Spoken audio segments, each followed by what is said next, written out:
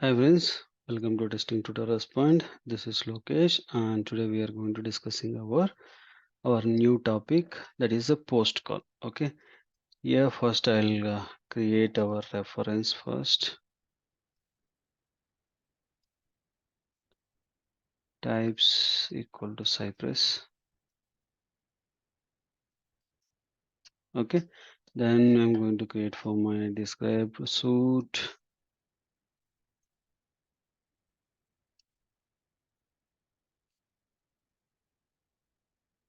IT and verify post call. Okay, now we are in method place. Okay, now what is a post call basically means we can pass it some request here.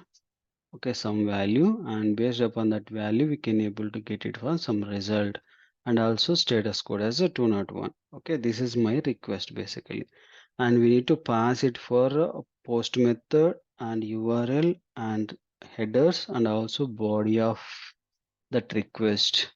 Then only we can able to get for the response of that.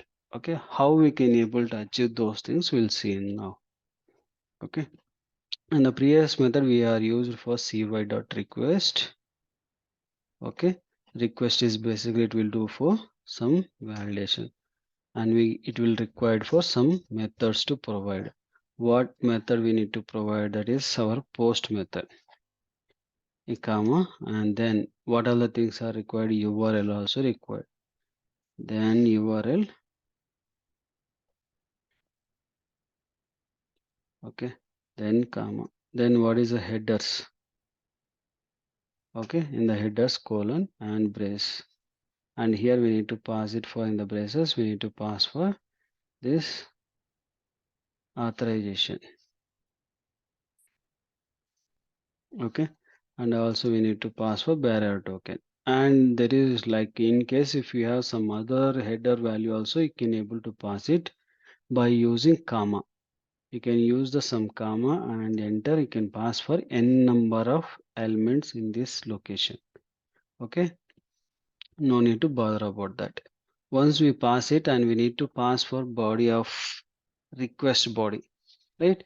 And I'm copying this information, and again I'm copying, putting for comma, and down I make it for body.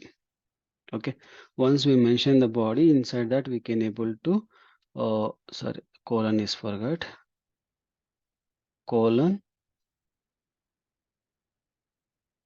colon, and then space, and you can able to provide for your JSON. Okay, what other JSON you have, all the values we can able to provide. This name every time we need to create unique. That's why I'm going to make it for you, Loki. Okay, once we've done this one, we need to get for response verification, that is that then method. Then method is basically to verifying our response places, and we need to make it for some response value and variable creation. Okay, and inside that we need to do it for expected condition. What expected condition we are doing, a response dot status. Okay, and 2 dot eq, and we need to verify for 201. Okay, now and also I need to verify for any one of them which is I passed from payload. This is payload. Okay, and that I'm going to take for email. Okay, and the email I'm going to take, and I'm going to verifying for my response dot email. Okay, then we need to mention an eq, and we can able to use it for which is the email I'm going to create. Okay, and this is called I'm going to verify. Whether we are able to verify or not, we'll see in that now. Npx Cypress open.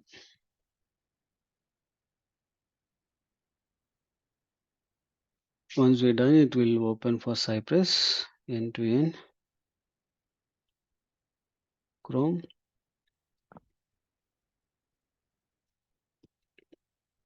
and we need to choose our action, that is post method.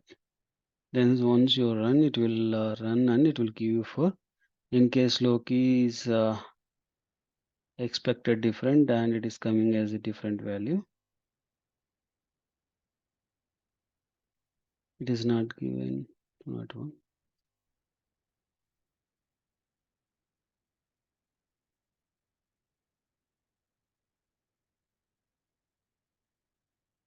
Both are same only, but it is not accepting because we pass the same one here. Okay, sorry. Okay, I got it. Because our body presented, right? Body. That's why it is not able to identify the value of that. Okay, if you save also, now it is failed because of email is already present. Okay, and how to handle this kind of issue means we need to generate for randomly one string value and we can able to validate it. Okay, how to generate the random value means I have already created here one some code, sample code. I'm pasting inside the describe and the suit level. Okay, what are the things here it is done means, first a variable creation. Here I'm going to make it for email ID. Okay, that email ID I'm going to specify here. Yeah, this is my dummy email and I will not run this one. I'll stop.